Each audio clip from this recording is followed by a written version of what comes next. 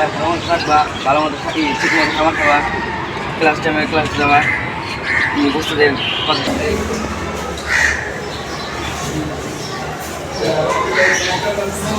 কাটেন তো ভাই, আপনি আমাদের এলাকার বড় ভাই। আমার আব্বা টাকা দিয়ে গেছে, আপনার কাছে জমা রাখি আমার টাকা, পরে খরচ করবো। ভাই আমারটাও নেন, আমারটাও নেন, ভাই আমারটাও নেন। বাহ, অনেক টাকা, এবার একটা কিছু হবে।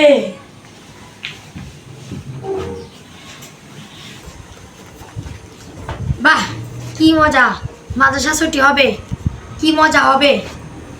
বাহ,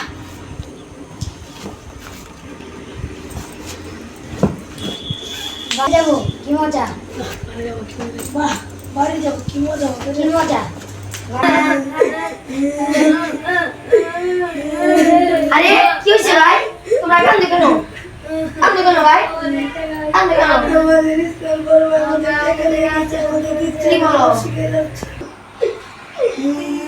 ইসমাইল ভাই? ইসমাইল ভাই, কি চাই, কি চাই? এদিকে আসেন। আপনি আমাদের টাকা নিছেন, টাকা দেন না কেন? যারা কাঁদতেছে। কবে টাকা দিলাম, তো কোনো টাকা নেই।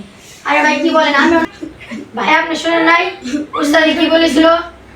আমরা আপনাকে আমানত দিয়েছি, আপনি আমাদের টাকা দেন না কেন? আমানতের খেয়ানত অনেক ভয়ঙ্কর, আপনি জানেন না?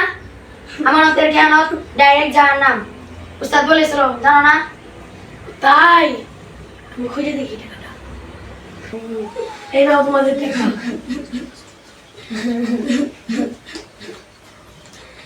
তোমাদের টাকা ফিরে দিলাম।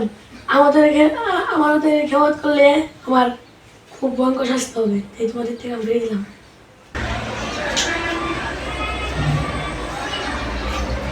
আরে ভাই, এখানে কি করো? দেখি কি দেখো? আরে এটা কি দেখো? এটা দেখে তো ভালো না।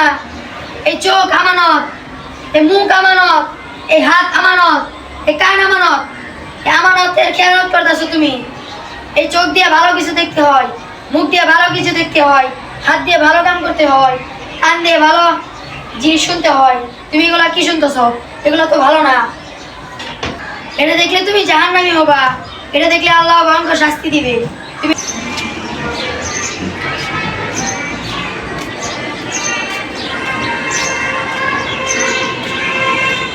করিম ভাই, করিম ভাই, বাড়িতে আছেন?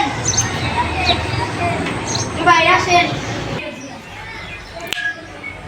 করিম ভাই, আমি কয়দিনের জন্য ঢাকায় যাচ্ছি। আমার বইয়ের গয়নাটা আপনার কাছে আমানত রাখে, আমানতের সংরক্ষণ করে। পাইছে একটা, এবার কিছু না কিছু হবে, বাড়ি হবে, গাড়ি হবে।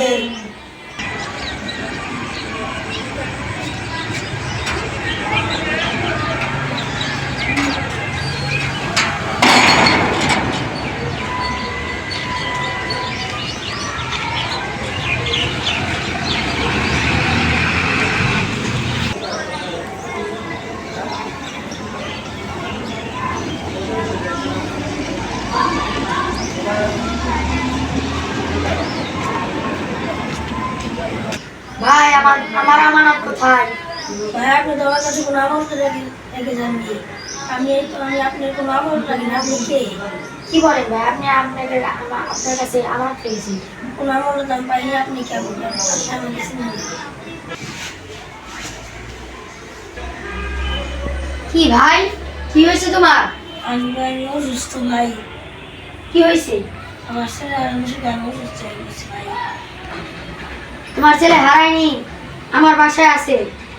আমি আমানত রক্ষা করেছি, তুমি আমানত রক্ষা করো নাই। আমানতের খেয়ানত অনেক ভয়ঙ্কর।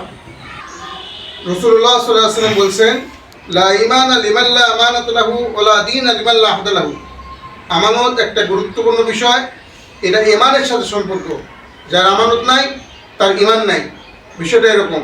তাই আমাদের সম্পদ আমানত, আমাদের শরীরের সমস্ত অঙ্গ প্রত্যঙ্গ আমানত, আমাদের কথা আমানত, আমাদের কাজ আমানত। কাজেই আমাদের আমানত রক্ষা করে চলতে হবে, আমানতের খেয়ানত করা যাবে না। রাসূলুল্লাহ সাল্লাল্লাহু আলাইহি ওয়াসাল্লাম ভয়ঙ্কর বাণী দিয়েছেন, যারা আমানতের খেয়ানত করে তাদের অবস্থা জাহান্নামে।